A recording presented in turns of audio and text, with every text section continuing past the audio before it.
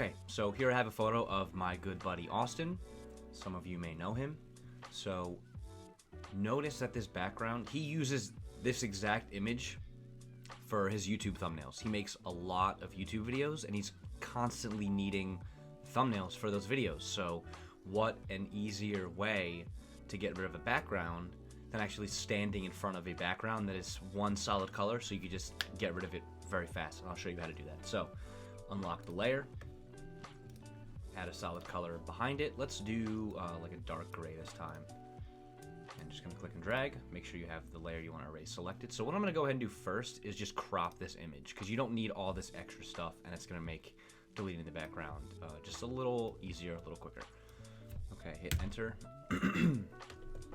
So what I'm gonna do here, because I just want to select the background color because that's the easiest thing I can select. It's virtually all the pixels are pretty much the same. The shadow parts down here are a little different, but not too big of a deal. So I'm gonna go ahead and do is have the magic wand tool selected. Now notice that the tolerance is on 30. That's kind of low, but because it's so much of the same color, when you click it, it's gonna pick up most of it. So Command D, deselect it. Let's come up here and let's just crank it up to 50 and see how much more pixels it grabs. So there you go. Let's grab more. However, you can see it's starting to grab some of the pixels in the shirt, which again, no big deal. Let's just see what it looks like at 100. Just to kind of see a different range. So yeah, it's grabbing his arms, it's grabbing, some of his head. So let's not do that. So let's do let's see what 40 looks like. Actually, let's go back to 30 because that was actually looking pretty good. It wasn't grabbing any of his shirt or anything like that. Okay, that looks pretty good. Now, if you want to select more, you'll notice that if I just click over here, it's gonna deselect everything I previously had selected and select more of it. So Command Z, go back to what you had originally had selected, and if you hold Shift, that's when you can select more. You'll see that more and more things are getting selected. So I don't want to just delete it right away because some of you can see in here there's some discrepancies that looks kind of weird. So what I'm going to go ahead and do is, I think first what I'll do, deselect it, Command D, is actually turn this down to 20. There we go. That looks pretty good. Nice crisp line around his shoulder, around his head, around his fingers. So, all right, I'm gonna go ahead and just delete that. Command D. Now you'll notice some of the fuzziness still on his shirt. We can clean that up, no problem with the eraser tool, but you can see a lot of this fuzzy stuff here. So let's use the magic wand tool again. Actually, let's try this. Let's try the quick selection tool. It's very similar, but it usually is really good at snapping too. Yeah, look how clean that is. So let's just delete that. Command D. Yeah, much cleaner lines. And I'm not just clicking once, because if I click once, it gets little bits. So sometimes you gotta kind of click and drag it, and then it'll select it. And it usually is really good at snapping right to what you're trying to select. So I can see some white around his finger. So what I'm gonna go ahead and do is actually come back and try to use the quick selection tool again and see how much better it looks. And again, just holding Shift, so I can, if I release my finger from the mouse, I could still select more. Yeah, that looks really good. Cool. Yeah, much cleaner than the magic wand tool. It really usually depends on what you're erasing and the colors and all that other stuff. Yeah, this looks much better. So I'm just gonna click and drag, and it snaps right to it. Command D, deselect.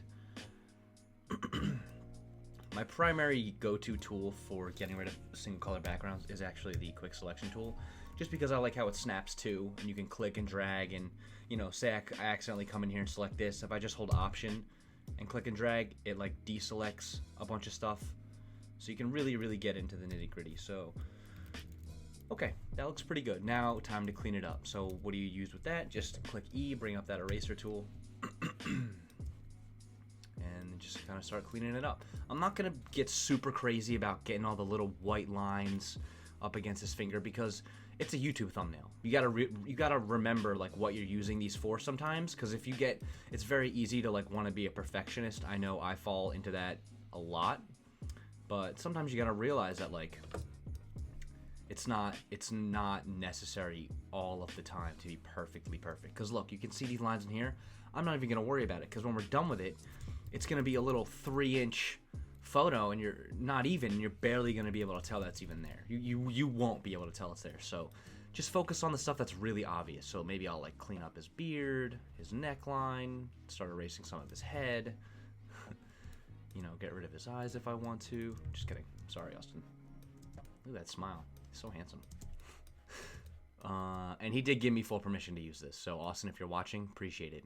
Thank you for letting me use you as my test subject. All right. Not going to get super crazy. It looks pretty good. Just making sure I'm cleaning up any like obvious lines. You can always come in here and make the brush smaller and, you know, get up in here and make this little elbow crease. Pretty good. Okay. That's fine. I'm not gonna worry about the hair because again, it's gonna be a thumbnail photo. If he when he would go, he's already used this photo, but in reality, when you're using it, it's gonna be pretty tiny. So you don't want to. And again, I don't think I went over this, but whenever you're saving something that you want a transparent background, if I just save it as is right now, when I go to upload it somewhere, this gray background or whatever layer, red, whatever color's behind it is going to show up whenever you place it. So to prevent that, you can just hide this. And if you save it with it hidden like this, like I'll show you, just save it as, you know, a PSD or a PNG. Sometimes depending on what you're doing, a PSD won't work. So all you got to do is just save it as a PNG file. PNG files work really well. So let me show you the difference, what I'm talking about. So yes, even though I erased the background, oops, let's just call it Austin Thumbnail 2 and save it. So this is what I mean. Let's open up Illustrator really quick just to show you. This is me. I'm working on a project for a client right now. Pretty cool stuff, but I don't want to give any of that away because it's super duper secret. Okay, so Command Shift P, place, and I'm going to place both of these in here. You can see Austin Thumbnail 1, Austin Thumbnail 2. Okay. Here's the first one. Here's the second one.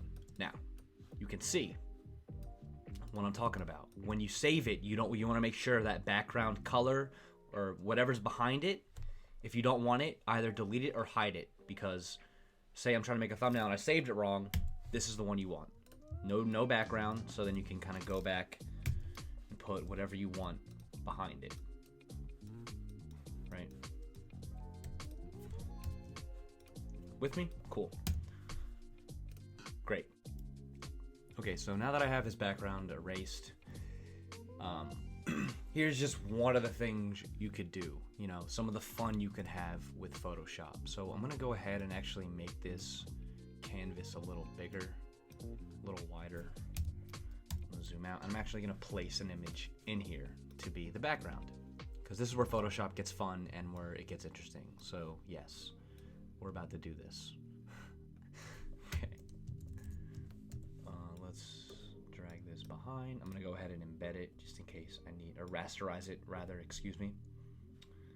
And let's do this. Command T, select it, make them a little smaller. Or actually, maybe I'll just make them bigger. See, look at that.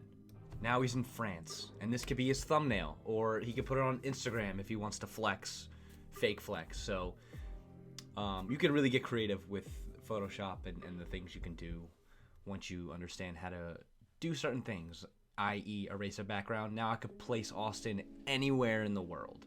Let's actually have some fun with this and place him in some fun spots. Here's a few examples.